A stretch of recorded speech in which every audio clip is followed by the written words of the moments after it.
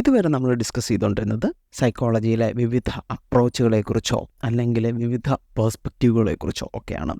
ഇനി നമ്മൾ സംസാരിക്കാനായിട്ട് പോകുന്നത് നമുക്ക് ചുറ്റും നടക്കുന്ന കാര്യങ്ങളെക്കുറിച്ച് കൂടുതൽ മനസ്സിലാക്കാനായിട്ട്, അല്ലെങ്കിൽ നമുക്ക് ചുറ്റുമുള്ള വിവിധ ഫിനോമിനനെക്കുറിച്ച് കൂടുതൽ മനസ്സിലാക്കാനായിട്ട് സൈക്കോളജിയിൽ നമ്മൾ ഉപയോഗിക്കുന്ന ചില മെത്തേഡ്സ് ഉണ്ട്.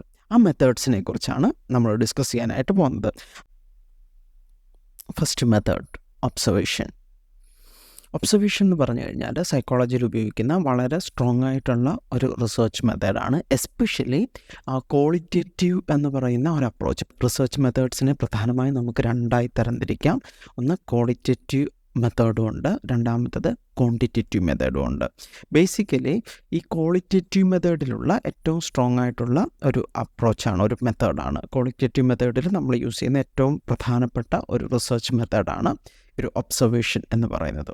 ഒബ്സർവേഷനിൽ ഈ ഒബ്സർവർ ഏതെങ്കിലും ഒരു ഗ്രൂപ്പ് ഓഫ് ഇൻഡിവിജ്വൽസിൻ്റെയോ അല്ലെങ്കിൽ ഒരു സിംഗിൾ ഇൻഡിവിജ്വൽസിൻ്റെയോ അല്ലെങ്കിൽ ഏതെങ്കിലും ഒരു അനിമലിൻ്റെയോ ബിഹേവിയർ വളരെ കെയർഫുള്ളായിട്ട് ഒബ്സർവ് ചെയ്യുകയും അവിടെ നടക്കുന്ന കാര്യങ്ങൾ നോട്ട് ചെയ്യുകയും അല്ലെങ്കിൽ ജസ്റ്റ് നിരീക്ഷിച്ച് അത് രേഖപ്പെടുത്തുകയും ചെയ്യുന്നതാണ് ഈ ഒരു ഒബ്സർവേഷൻ മെത്തേഡിൻ്റെ ആ ഒരു തീം എന്ന് പറഞ്ഞു കഴിഞ്ഞാൽ. ഓക്കെ, അപ്പോൾ അതിനായിട്ട് പ്രധാനമായിട്ടും 2 ടൈപ്പ് ഒബ്സർവേഷനാണ് ഉപയോഗിക്കുന്നത്. പ്രധാനമായിട്ടും ഒബ്സർവേഷനെ 2 ടൈപ്പായിട്ട് ഡിവൈഡ് ചെയ്യാനായിട്ടൊക്കെ. ഫസ്റ്റ് വൺ എന്ന് പറഞ്ഞു കഴിഞ്ഞാൽ naturalistic observation, second one laboratory observation. ആദ്യമായിട്ട് നമ്മൾ ഡിസ്കസ് ചെയ്യാനായിട്ട് പോകുന്നത് ഈ നാച്ചുറലിസ്റ്റിക് ഒബ്സർവേഷനെ കുറിച്ചാണ്. നാച്ചുറലിസ്റ്റിക് ഒബ്സർവേഷനിൽ ഈ ഒബ്സർവർ ഏതെങ്കിലും ഒരു പെർട്ടിക്കുലർ ഇൻഡിവിജ്വൽസിൻ്റെ അല്ലെങ്കിൽ ഒരു ഗ്രൂപ്പ് ഓഫ് ഇൻഡിവിജ്വൽസിൻ്റെ, അതായത് ആരെയാണോ ഒബ്സർവ് ചെയ്യാനായിട്ട് ഉദ്ദേശിക്കുന്നത് അവരുടെ നാച്ചുറൽ ഹാബിറ്റാറ്റിൽ ഈ ഒരു ഒബ്സർവർ അല്ലെങ്കിൽ ഈ ഒരു റിസർച്ചർ കടന്നു ചെല്ലുകയും അവിടെ നടക്കുന്ന നാച്ചുറലി ഒക്കറിങ് ആയിട്ടുള്ള ബിഹേവിയേഴ്സ് ഒബ്സർവ് ചെയ്യുകയും അവർക്ക് യാതൊരു ഡിസ്റ്റർബൻസും ഉണ്ടാക്കാതെ അല്ലെങ്കിൽ ആ ഒരു സിസ്റ്റത്തിന് യാതൊരു ഡിസ്റ്റർബൻസും ഉണ്ടാക്കാതെ അവിടെ നടക്കുന്ന നാച്ചുറലായിട്ട് നടക്കുന്ന ബിഹേവിയേഴ്സ് ഒബ്സർവ് ചെയ്യുകയും അത് രേഖപ്പെടുത്തുകയും ചെയ്യുന്ന ഒരു ടൈപ്പ് ഓഫ് ഒബ്സർവേഷനാണ് ഈ ഒരു നാച്ചുറലിസ്റ്റിക് ഒബ്സർവേഷൻ എന്ന് പറയുന്നത്.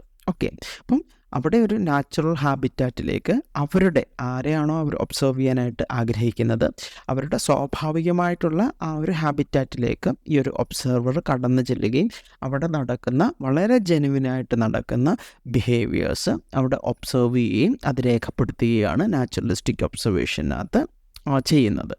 ഈ ഒരു നാച്ചുറലിസ്റ്റിക് ഒബ്സർവേഷൻ്റെ അഡ്വാൻറ്റേജ് എന്ന് പറഞ്ഞു കഴിഞ്ഞാൽ ശരിക്കും വളരെ നോർമലായിട്ട് അല്ലെങ്കിൽ വളരെ നാച്ചുറലായിട്ട് ഒക്കർ ചെയ്യുന്ന ബിഹേവിയറാണ് അവിടെ നമുക്ക് കാണാനായിട്ട് സാധിക്കുന്നത്. കാരണം അവരുടെ നാച്ചുറൽ ഹാബിറ്റാറ്റിൽ അവരായിരിക്കുന്ന രീതിയിൽ അവർ ബിഹേവ് ചെയ്യുമ്പോഴത്തേക്ക് വളരെ സ്വാഭാവികമായിട്ടുള്ള ബിഹേവിയേഴ്സ് ആയിരിക്കും അവിടെ നമുക്ക് കാണാനായിട്ട് സാധിക്കുന്നത്. അത് ഈ നാച്ചുറലിസ്റ്റിക് ഒബ്സർവേഷൻ്റെ ഒരു അഡ്വാൻറ്റേജ് ആണ്. അറ്റ് ദ സെയിം ടൈം ഈ ഒരു നാച്ചുറലിസ്റ്റിക് ഒബ്സർവേഷന് ഒരു ഡ്രോബാക്ക് ഉണ്ട്. കാരണം ഈ ഒരു സിസ്റ്റത്തിൽ അല്ലെങ്കിൽ ഈ ഒരു പെർട്ടിക്കുലർ ടാസ്കിൽ അല്ലെങ്കിൽ അവരുടെ ബിഹേവിയറിൽ യാതൊരു തരത്തിലും ഈ ഒരു റിസർച്ചർ ഇൻവോൾവ് ചെയ്യുന്നില്ല.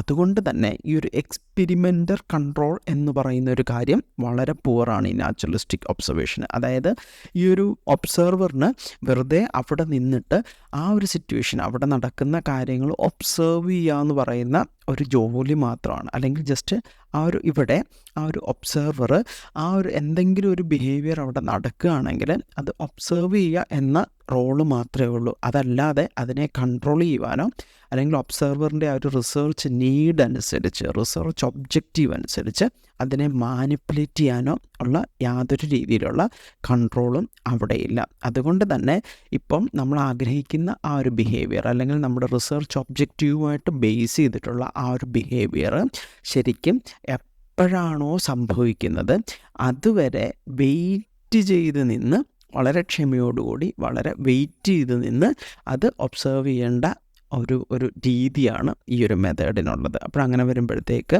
അവിടെ ഈ ഒരു എക്സ്പെരിമെൻ്റൽ കൺട്രോൾ ഇല്ല എന്ന് മാത്രമല്ല, ഈ ഒരു നാച്ചുറലിസ്റ്റിക് ഒബ്സർവേഷൻ എന്ന് പറഞ്ഞു കഴിഞ്ഞാൽ ടൈം കൺസ്യൂമും കൂടി ആണ്.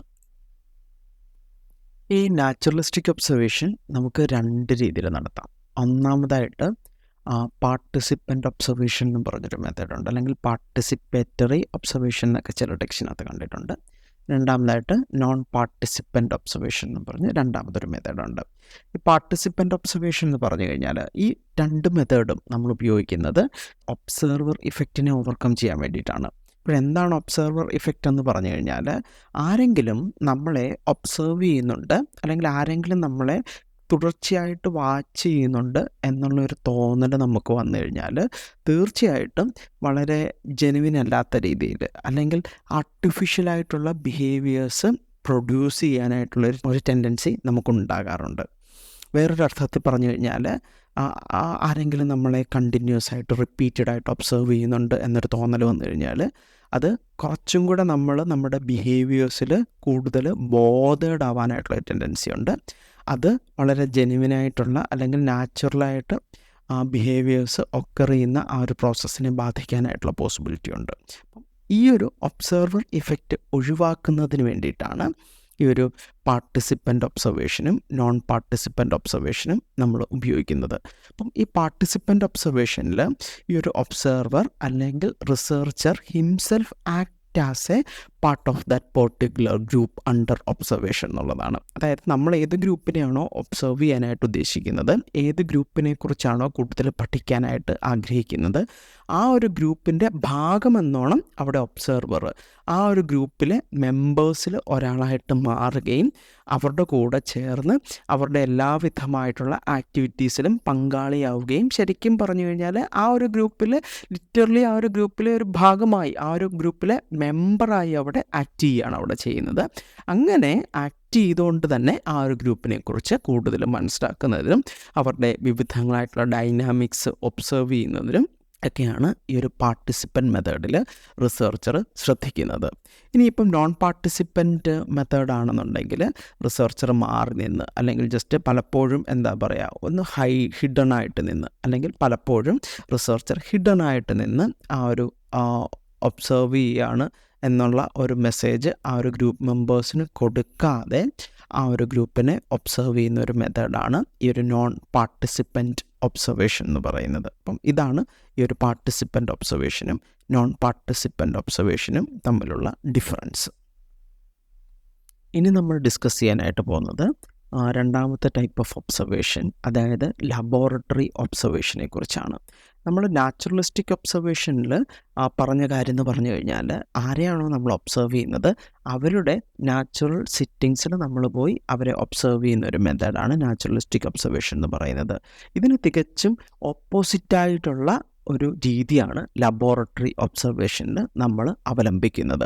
ലബോറട്ടറി ഒബ്സർവേഷനാണ് നമ്മൾ റിസർച്ച് മെത്തേഡായിട്ട് സെലക്ട് ചെയ്യുന്നതെങ്കിൽ നമ്മുടെ പാർട്ടിസിപ്പൻറ്റിനെ നമ്മുടെ സെറ്റിങ്സിൽ കൊണ്ടുവരികയാണ് അവിടെ ചെയ്യുന്നത്, അല്ലെങ്കിൽ നമ്മുടെ ലബോറട്ടറിയിലാണ് അവരെ കൊണ്ടുവരികയാണ് ചെയ്യുന്നത്. എന്നിട്ട് നമ്മളവിടെ ഒരു ഹൈപ്പോത്തറ്റിക്കൽ കേസോ അല്ലെങ്കിൽ ഒരു സിറ്റുവേഷനോ അവിടെ ക്രിയേറ്റ് ചെയ്തിട്ട് ആ ഒരു സിറ്റുവേഷനിൽ ആ പാർട്ടിസിപ്പൻസ് എങ്ങനെ ബിഹേവ് ചെയ്യുന്നു എന്നുള്ള കാര്യം നോട്ട് ചെയ്യുകയാണ് അവിടെ ചെയ്യുന്നത്. അപ്പോൾ ഇവിടെ ലബോറട്ടറി സെറ്റിങ്സിലേക്ക്, നമ്മുടെ ലബോറട്ടറി സെറ്റിങ്സിലേക്ക് പാർട്ടിസിപ്പൻസിനെ കൊണ്ടുവന്ന് അവരുടെ ബിഹേവിയേഴ്സ് ഒബ്സർവ് ചെയ്യുന്ന ഒരു രീതിയാണ് ലബോറട്ടറി ഒബ്സർവേഷന് ഉള്ളത്.